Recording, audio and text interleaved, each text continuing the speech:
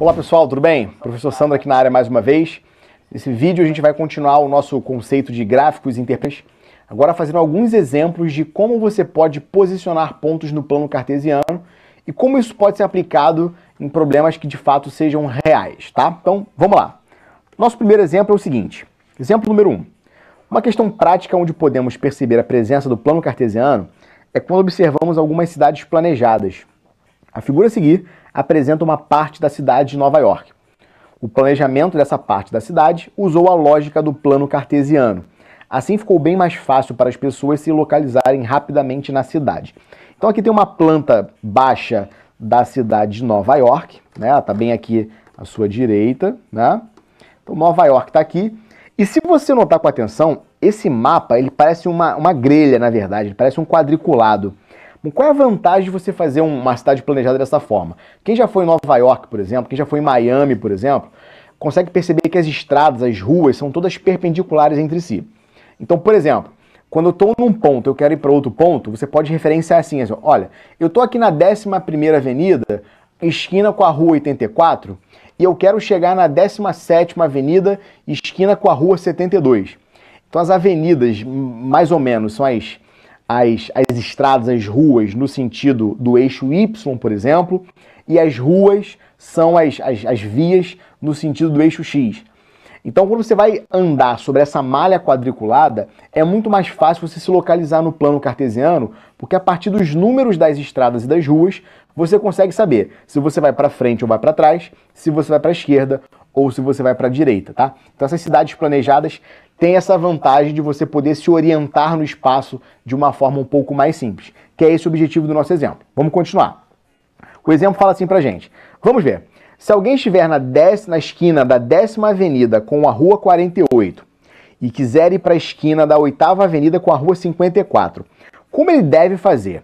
Bom, eu tô esquina da 10ª Avenida com a Rua 48 e eu quero ir para a 8ª Avenida com a Rua 54. Olha só, eu tô na 10ª Avenida e eu quero ir para a 8ª Avenida.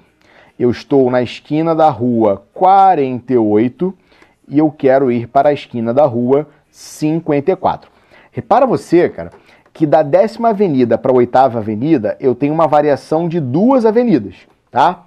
E da Rua 48 para a Rua 54 eu tenho uma variação de quantas ruas? Eu tenho uma variação de 6 ruas. Então o que isso quer dizer? Isso quer dizer que você vai andar 2 passos, 2 unidades de medida num determinado sentido, e você vai andar 6 unidades de medida num outro sentido. Geralmente, nas ruas, nas cidades planejadas, essa unidade de medida são os quarteirões. O que são os quarteirões? São grandes blocos, né, entre as ruas e avenidas, onde você tem as construções. Então, quarteirão, na verdade, é uma unidade de medida muito utilizada durante a rua, né? Você está andando na rua, por exemplo, você pergunta, poxa, eu quero ir para o prédio tal. Esse prédio tal está onde? Ah, você vai 3 quarteirões para frente, dobra à direita, anda mais 2 quarteirões para a direita, você chega no prédio que você quer. Uma boa unidade de medida, nesse caso, é o quarteirão, tá? Então, aqui a gente vai tentar olhar para o mapa da cidade de Nova York e ver quantos quarteirões você pode andar para chegar nesse ponto que você quer chegar. Então, acompanha a figura comigo aqui. Vamos lá. Então, olha só, você está aqui, exatamente nesse ponto aqui, tá certo? E você quer chegar nesse pontinho aqui. Se você notar com atenção, olha que legal.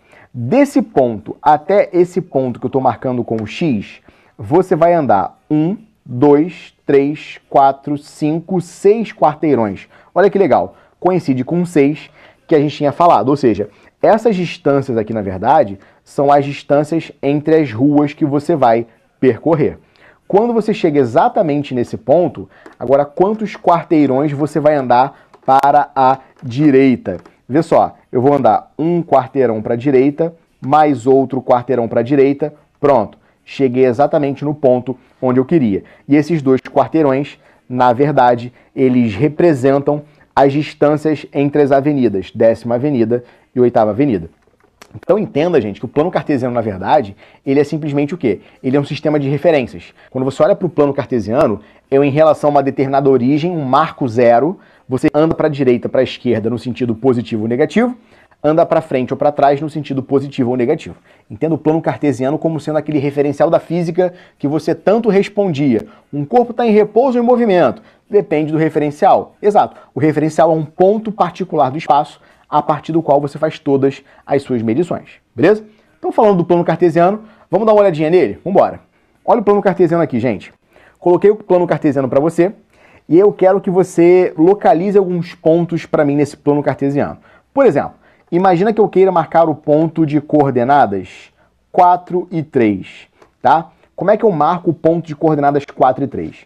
Você sempre vai lembrar isso. A primeira coordenada é coordenada x, a segunda coordenada é coordenada y. Sempre isso por convenção. Então, como é que você marca o ponto? Em cima do 4, no eixo x, eu vou traçar uma perpendicular. Então, eu traço essa perpendicular aqui. Tracei em cima do 4. E agora, no 3, no eixo y, eu vou traçar uma perpendicular que seja paralela ao eixo x. A interseção dessas perpendiculares dá, de fato, para você a localização desse ponto. Então, esse ponto aqui, ele é o ponto de coordenadas 4 e 3. Lembrando que ele está no primeiro quadrante, é por isso que as suas duas coordenadas têm sinal positivo.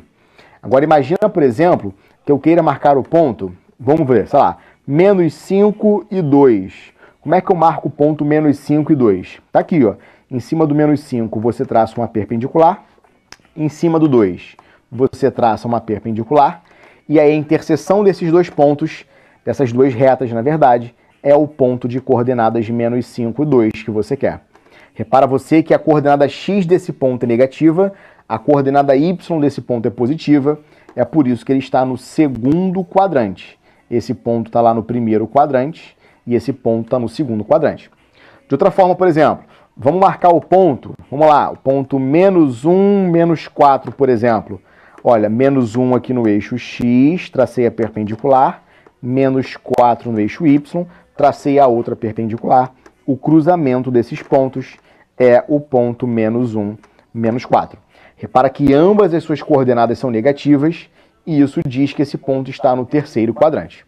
Tá? E, finalmente, se você olhar para o ponto, por exemplo, o ponto 2 menos 3, ponto 2 menos 3, eu tenho duas unidades no eixo x, então em cima do 2 eu faço uma perpendicular, 3 unidades para baixo da origem, faço uma perpendicular aqui no menos 3, esse é o pontinho de coordenadas 2 e menos 3. Coordenada x positiva, coordenada y negativa, esse ponto está no quarto quadrante. Não se esquecendo que o ponto de origem é o ponto 0, 0, que é a origem do nosso plano cartesiano. Um outro detalhe muito importante sobre o plano cartesiano é o seguinte: toda vez que a coordenada x de um ponto for igual a 0, quer dizer que ele está em cima do eixo y, ou seja, você não andou nem para a direita nem para a esquerda.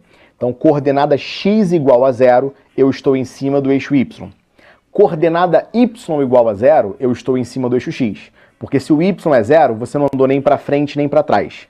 Então, coordenada y igual a 0, eu estou em cima do eixo x. Coordenada x igual a 0, eu estou em cima do eixo y. Isso é extremamente importante porque quando você pega gráficos de função, por exemplo, e você quer saber as interseções desse gráfico com o eixo x ou com o eixo y, como é que você faz isso? É muito simples. Se eu quero a interseção com o eixo x, eu faço y igual a 0.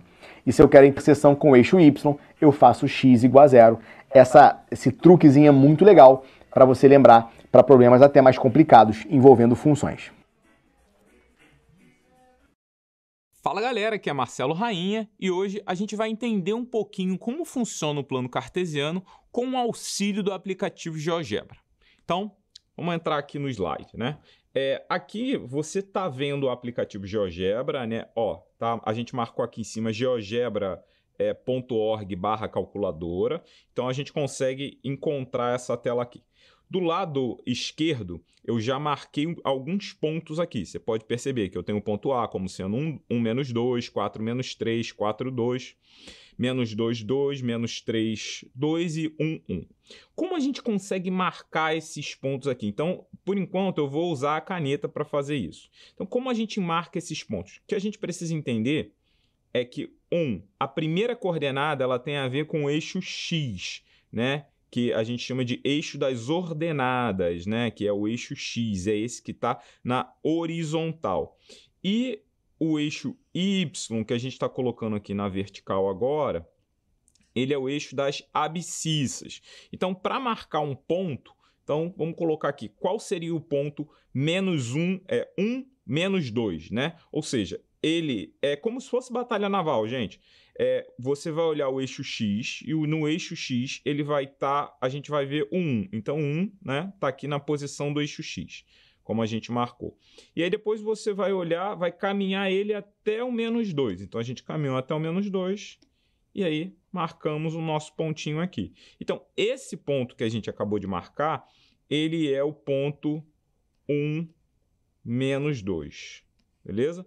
Eu vou marcar outro ponto. Por exemplo, o 4, 2. Olha, o 4, a gente olha primeiro, né, a primeira coordenada, a gente está olhando para o 4, 2, ele vai ser o X. E a segunda coordenada, ela vai ser a Y. Então, o que a gente faz?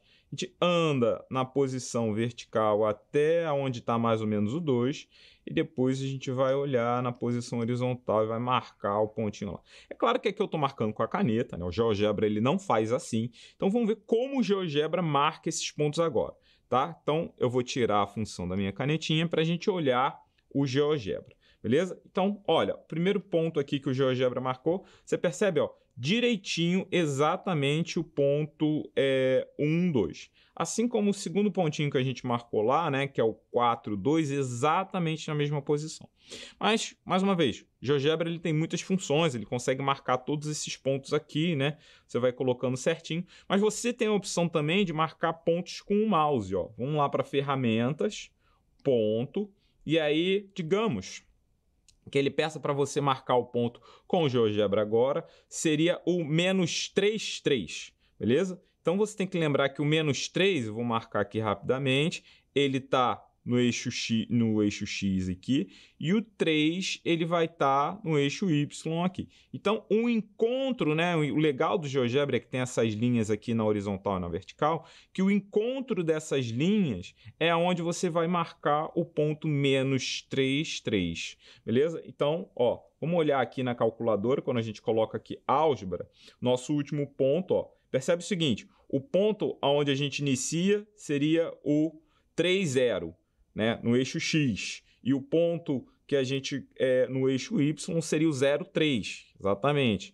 E a junção desses pontos, que é exatamente o ponto I marcado aqui na nossa telinha, é o ponto menos 3, 3. Então, você pode passar a usar agora a ferramenta do GeoGebra para você entender geometricamente como funciona a marcação de pontos no plano cartesiano. Bom, espero que você tenha gostado do aplicativo, faça bom uso dentro dos seus estudos e até a próxima.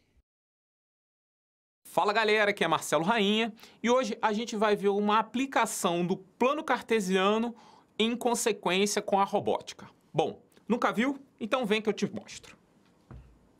Bom, vamos observar aqui, né? A gente tem um exercício que trata sobre o movimento do robô.